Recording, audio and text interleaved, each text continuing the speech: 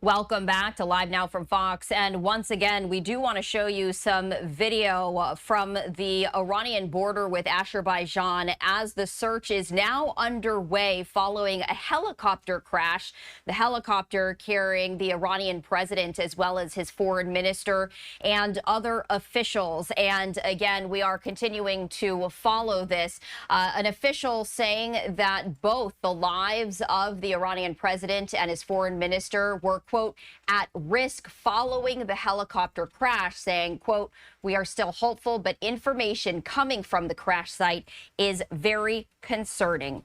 We do want to bring in Michael Szanto, who is a foreign policy expert, to talk more about this breaking news. And Michael, thank you so much for joining us. You're very welcome.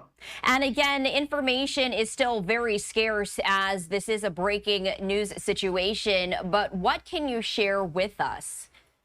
Well, it is obviously clearly in doubt whether the Iranian president and the foreign minister is still alive. And it's very easy to dismiss it because it's often pointed out that the power is really in the hands of the supreme leader of Iran, Khamenei, and the Iranian Revolutionary Guard and other security forces. But he was being groomed as a possible successor for the supreme leader of Iran, that is the ultimate leader of Iran, who's 85 and not necessarily in good health. And so there's a variety of potential effects of this, but one of them being that he was a possible successor to the current supreme leader of Iran. So, again, details are very scarce, and we were hearing from an anonymous official saying that the president's life was at risk along with the foreign minister, but not going beyond that. If it were the case that the Iranian president was killed in this helicopter crash, what would the impact of that be? I think it could actually be significant in some less than obvious ways. He was himself a very much a hardliner. So you see the hardliners, the extreme hardliners in Iran, unfortunately, consolidating power.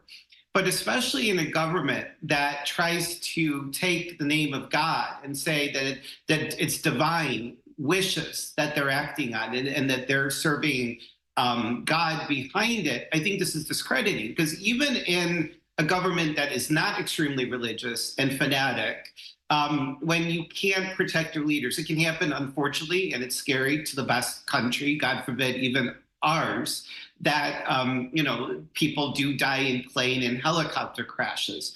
But it could be seen by the Iranian people as one more sign of incompetence. It doesn't exactly go along with them always saying that God is on their side and that the U.S. and Israel are infidel. So I think it is actually discrediting. It might sound a little bit silly to say, but they are constantly and only speaking in religion.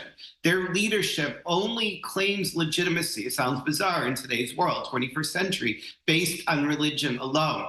And they claim that they will win because of their religious beliefs and that the United States and the West is evil. So I think it's discrediting. And in the less kind of theoretical concept, it doesn't reflect the competence of this country, this government, the system that is running out of water. Can't keep things cool as they have hotter and hotter summers. They barely have electricity. They're one of the largest producers of oil and natural gas. And the average Iranian can't afford gasoline and is struggling to buy food for his or her family. So I think this crash is discrediting and makes the doubts in this regime grow within the country. And again, this information coming from the state-run media, when it comes to being transparent, when might we expect additional details and just how accurate might they be? It's hard to say, but you can't cover up if they did in fact die. It's good that we're being careful about it. You can't cover up the death of the president and foreign minister. I think that, in the next 24 hours and probably much less, we'll start to gain clarity. They can't hide this. Now, it's worth mentioning that another high-ranking official of Iran back in 2017, Rafsanjani, who used to be central in the regime, died of a heart attack at the age of 82, and suspicions were raised about foul play, and the fingers by his own family seem to be pointing at the regime itself. So there's even a possibility, somewhat remote, but not far-fetched, that this could have been some sort of assassination attempt if they survived, or assassination if they died. There could even be an element of foul play. There are definitely going to be suspicions, some legitimate and some crazy, in such a paranoid country, because they have a murderous government. Remember, this president had the nickname of the Butcher of Tehran for the number, probably in the thousands, of executions he oversaw at the end of the 1980s. He was known, or still is known, as the Butcher of Tehran. So in that kind of environment, there's all kinds of suspicions that inevitably will occur, some well-based and some unfounded. Now, according to Reuters, they're quoting the Interior Minister saying that the state TV that only one of the helicopters in a group of 3 had come down hard, and that authorities were waiting further details. When you're talking about that one of 3 helicopters was the only one that came down hard, again, we did see a video that appeared to show very foggy conditions, and talking about, again, the conspiracy theories out there. Do you extrapolate anything from that statement, or again, is this really just more of a wait and see situation? It's going to be largely a wait and see.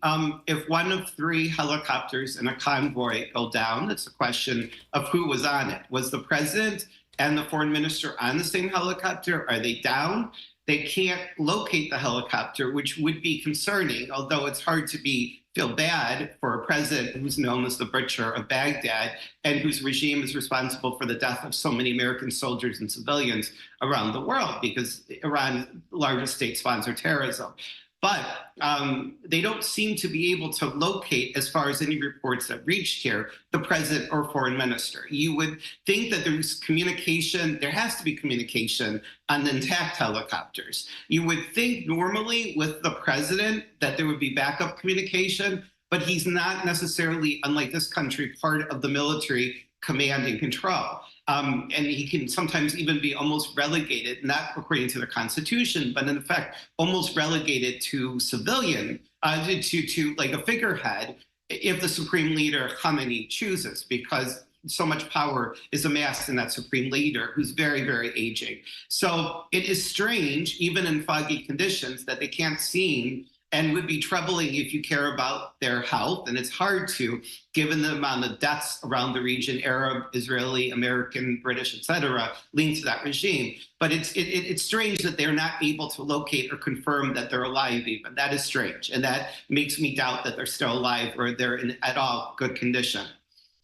And let's talk about Iran's role in the ongoing war between Israel and Hamas. We have seen recently Iran growing bolder in their attacks, typically, as you know, they use proxies. Could this incident impact that strategy at all?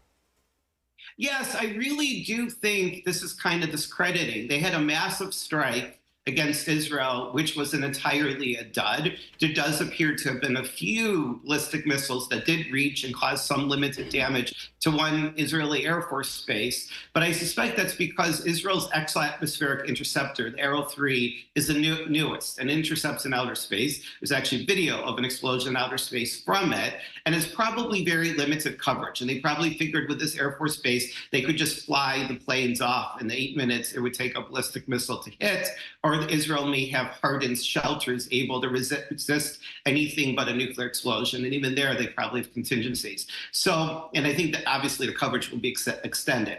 You have hundreds of projectiles fired at Israel, and virtually all of them intercepted. Very much a dud, embarrassing to Iran. Iran appears to have covered up that Israeli air-launched cruise missiles destroyed the air defense of one of their major nuclear sites, as a huge warning that Israel has the ability to strike with accuracy and impunity anywhere in Iran. So this is discrediting. And the fact that they cannot even protect their president and foreign minister, and despite the fact that their powers are limited and they're not always aware of everything, it is very discrediting. They can't even protect their leaders. It's going to raise doubts. Did somebody within the regime murder them.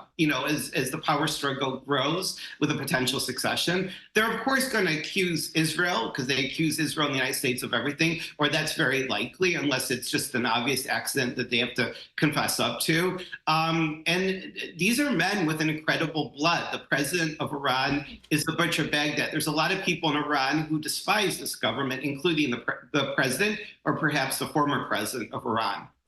Michael Szanto, foreign policy expert, thank you so much for joining us here on Live Now from Fox to really break down this breaking news. We appreciate it.